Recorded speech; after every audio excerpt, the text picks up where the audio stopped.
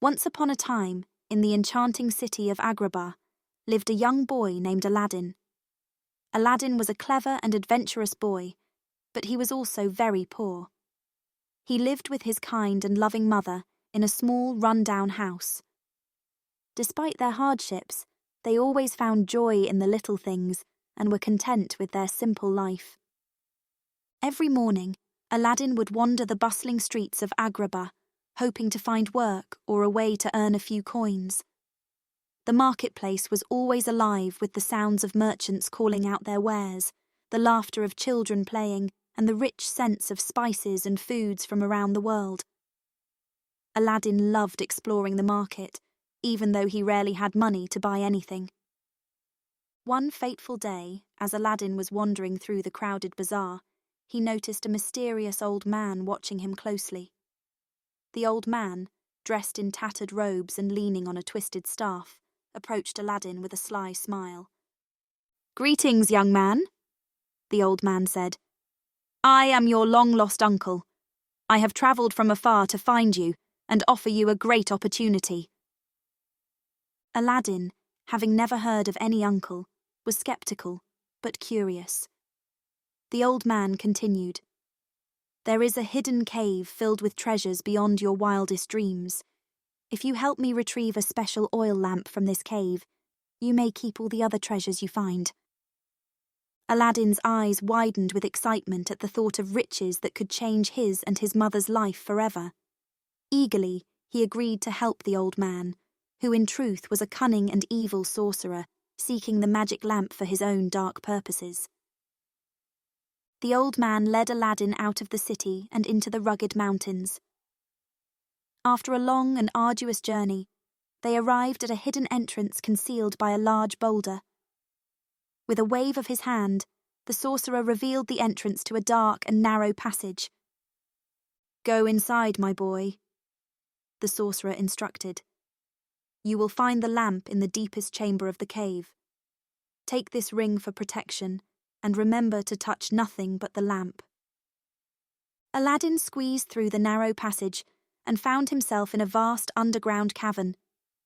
The cave was filled with glittering treasures, mountains of gold coins, sparkling jewels, and intricately designed artifacts. Mesmerized by the sight, Aladdin carefully made his way to the deepest chamber, where he saw an old, dusty lamp resting on a stone pedestal. As Aladdin reached for the lamp, the cave began to tremble and shake violently. Rocks fell from the ceiling, and the entrance began to close. In his panic, Aladdin rubbed the ring the sorcerer had given him, and to his astonishment, a powerful genie appeared in a burst of blue smoke. "I am the genie of the ring!" the genie boomed. "How may I serve you, master?" Aladdin, trembling with fear and excitement, cried out, "Please help me escape this cave!" With a wave of the genie's hand, Aladdin was transported safely outside the cave, the lamp still clutched in his hand. The sorcerer, seeing Aladdin with the lamp, demanded that he hand it over. But when Aladdin refused, the sorcerer, in a fit of rage, tried to snatch it away. In the struggle, the sorcerer was accidentally trapped inside the cave, leaving Aladdin alone with the magic lamp. Exhausted and bewildered, Aladdin returned home to his mother.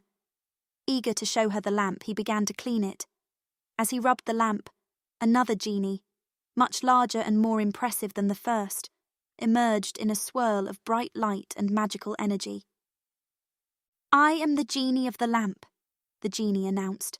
"I shall grant you 3 wishes, anything your heart desires."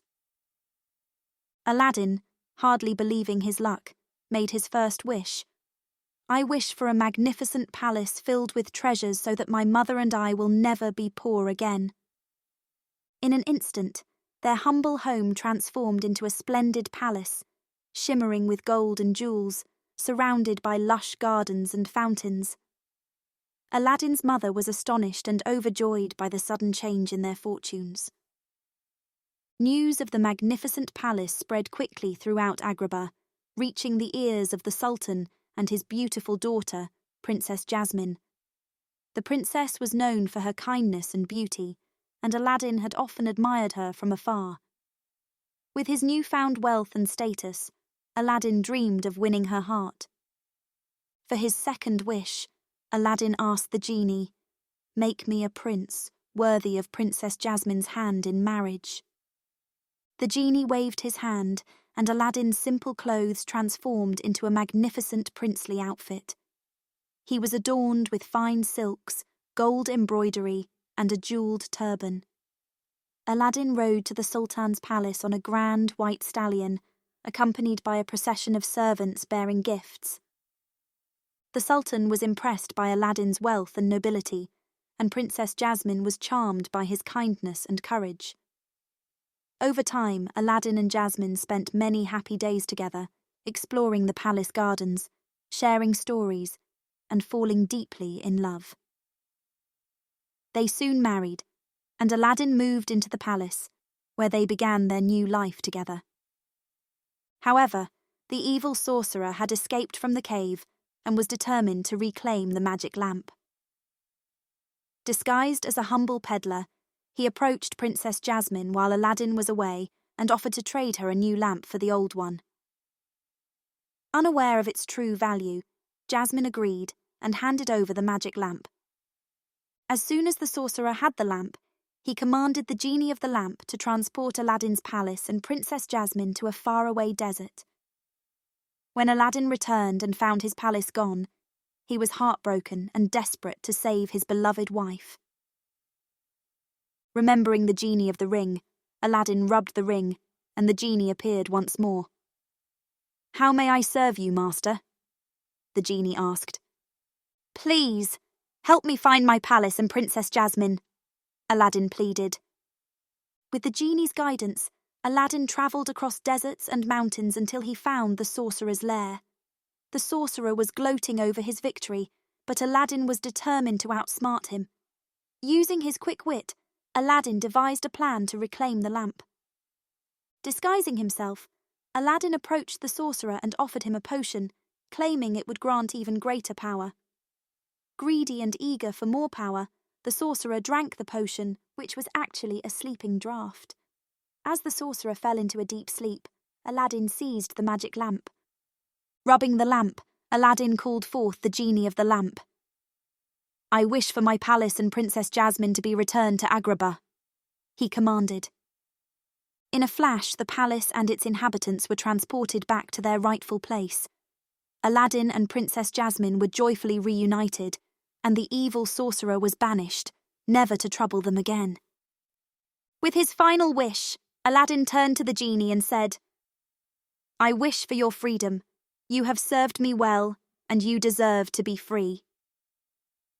The genie, now free from the lamp, thanked Aladdin with tears of gratitude in his eyes. "You have shown great kindness and courage, Aladdin.